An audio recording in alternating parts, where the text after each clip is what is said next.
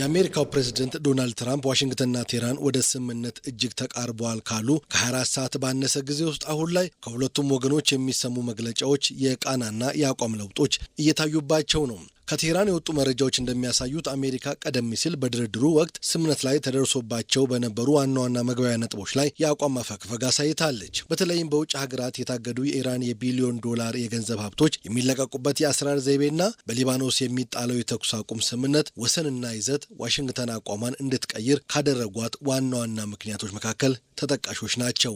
ስለ ጉዳዩ ቅርበት ያላቸውን የኢራን ዲፕሎማሲያዊ ምንጮች የጠቀሱ ዓለም አቀፍ የዜና ወኪሎች እንደዘገቡት በረቂቅ ስምምነቱ ውስጥ የሊባኖስ የተኩስ አቁም ማዕቀፍ ቢካተትም እስራኤል ግን ዋሽንግተን ላይ ከፍተኛ ጫና በማሳደር ላይ ትገኛለች። የእስራኤል ጠቅላይ ሚኒስትር ቤንያሚን ኔታንያሁ ማንኛውንም ስጋት ለመመከት በሚል ስም እስራኤል በሊባኖስ ውስጥ በከፈተችው ጊዜያዊ ወታደራዊ እርምጃ እንድትወስድ የሚፈቅድ አንቀጽ በስምምነቱ እንዲካተት እየጠየቁ ሲሆን ቴህራን በበኩሏ በዚህ መልኩ የሚቀረጽን ማንኛውንም ስምምነት በፍጹም እንደማትፈርም ለኳታርና ኦማን ሸምጋዮች በግልጽ አሳውቃለች። ይህ በእንዲህ እንዳለ ደግሞ ፕሬዝዳንት ዶናልድ ትራምፕ በሀገር ውስጥ የተሰነዘረባቸው ያለውን ከፍተኛ የፖለቲካ ትችት ለመመከት ወደ ማህበራዊ ገጻቸው ብቅ ብለዋል። ትራምፕ ባስተላለፉት መልእክትም ከኢራን ጋር ስምምነት ካደረግኩ እሱ ትክክለኛውና ተገቢ ስምምነት ይሆናል። ለኢራን እጅግ ከፍተኛ መጠን ያለውን ጥሬ ገንዘብ የሰጠውንና ለኒውክሌር መሳሪያ ባለቤትነት ግልጽ ክፍት መንገድ የከፈተውን የኦባማን አይነት መጥፎ ስምምነት አልደግፍምም ብለዋል። አክሎም ፕሬዝዳንት ዶናልድ ትራምፕ የእኛ ስምምነት የዚህ ተቃራኒ ነው፣ ነገር ግን እስካሁን ማንም አላየውም፣ ይዘቱንም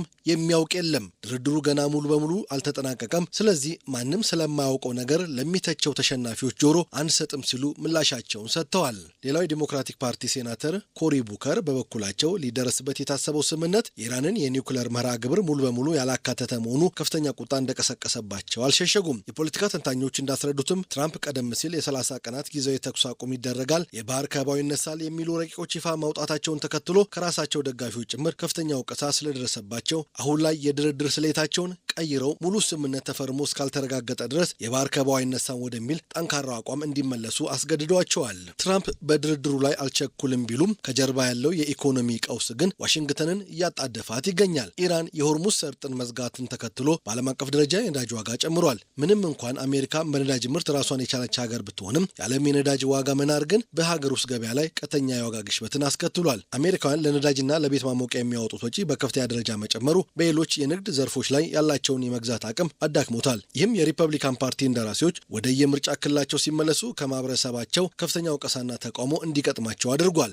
ይህም በትራምፕ አስተዳደር ላይ ትልቅ የፖለቲካ ኪሳራ እየደቀነ ይገኛል። በድርድሩ ማግስት ቴሄራን ለአሜሪካ የምትሰጠው መልእክት ብሔራዊ ስሜትና ታሪካዊ ድሎችን መሰረት ያደረገ ነው። የኢራን የውጭ ጉዳይ ሚኒስትር ቃል አቀባይ እስማኤል በቂ በሶስተኛው ክፍለ ዘመን የሮማውያን ወራሪ ኃይል በፋርሳውያን ተሸንፎ ስምምነት ለመለመን መገደዱን የሚያሳየውን የታሪካዊ ምስል በማህበራዊ ገጻቸው ላይ በማጋራት ኢራን ዛሬም ቢሆን ከፊቷ ለተደቀነው ማንኛውም ወራሪ ኃይል አትንበርከክም የሚል መልእክትን አስተላልፈዋል። የዓለም አቀፍ ግንኙነት ባለሙያው ፕሮፌሰር ቫሊ ናስር እንደሚሉት ድርድሩ ለኢራን እጅግ ጠቃሚና ማራኪ ጥቅማ ጥቅሞችን በያዘ ቁጥር ቴህራን በአሜሪካ ላይ ያላት ጥርጣሬ ይበልጥ ይጨምራል። ምክንያቱም አሜሪካ ሌላ ድንገተኛ ጥቃት ለመሰንዘር እያደባች ነው ብለው ስለሚያምኑ ነው። ይህ በዋሽንግተን ላይ እምነት የመጣል ወይም ያለመጣል ከባድ ቁማር በቅርቡ ስልጣን በያዙት አዲሱ የኢራን መንፈሳዊ መሪ አያቶላ ሙጀተባ ካሜኒ ጫንቃ ላይ የወደቀ የመጀመሪያውና ትልቁ ስልታዊ ውሳኔ ነው። በሌላ በኩል ዲፕሎማሲያዊ ጥረቶች በኦማንና በፓኪስታን አስተናጋጅነት በከፍተኛ ፍጥነት እየቀጠሉ ይገኛል። የኢራን ልዑካን ጋሪባዲ ከኦማን የውጭ ጉዳይ ሚኒስትር ጋር ባደረጉት ውይይት በፓኪስታን አሸማጋይነት እየተካሄደ ስላለው የአሜሪካና የኢራን ድርድር እንዲሁም በባህር ላይ ያለውን ነጻ የመርከቦች እንቅስቃሴ የመለስ ግዴታን በተመለከተ የቴህራንን መልእክት አድርሰዋል። የባህረ ሰላጤው ሀገራት የተባበሩት አረብ ኤሚሬትና ሳውዲ አረቢያን ጨምሮ ከኢራን ጋር ትልቅ እምነት ማጣት ችግር ቢኖርባቸውም በተፈጥሯዊ መልኩ ግን ቀጠናዊ መረጋጋትን ይሻሉ። የኳታር ዩኒቨርሲቲ ባለሙያው አልተኢብ እንደሚሉት ጂኦግራፊ እውነታዎችን መቀየር ስለማይቻል ሀገራቱ የተለያዩ መንገዶችን አንዳንዶች በተባበሩት መንግስታት ድርጅት አንዳንዶች ደግሞ በአሸማጋይነት ቢጠቀሙም ግባቸው ግን አንድ ነው። እሱም ቀጠናዊ ውጥረትን መቀነስና ሰላምን ማስፈን። የኢራን መንፈሳዊ መሪ ወታደራዊ አማካሪና የቀድሞ የሰራዊቱ አዛዥ ሞስ ዛህሪ ለሀገሪቱ ታስሚን የዜና ወኪል በሰጡት መግለጫም አሜሪካ ከሁለተኛው ዓለም ጦርነት በኋላ ለመጀመሪያ ጊዜ በታሪኳ በዚህ ጦርነት ምክንያት ትልቁ እድገት እያስተናገደች ነው ብለዋል። ኢራን በሆርሙዝ ሰርጥ ላይ ያላት ሉዓላዊነት ህጋዊና የጸጥታ መሰረት ያለው መሆኑን የገለጹት አማካሪው አሜሪካ ጦርነቱን የምትቀጥል ከሆነ ኢኮኖሚያ ወደ ጥልቁ ገደል ያመራል።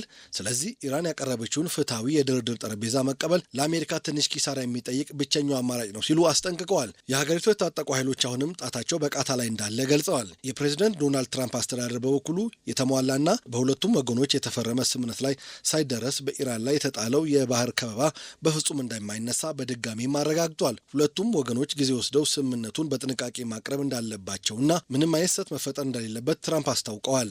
ይህ ዲፕሎማሲያዊ እሽቅድድም ወደ እውነተኛ ሰላም ወይምስ ወደ ተለዋጭ ቀውስ ያመራል የሚለው ጉዳይ በቀጣዮቹ ጥቂት ቀናት ውስጥ በሚደረጉ ወሳኝ ንግግሮች የሚወሰንም ይሆናል።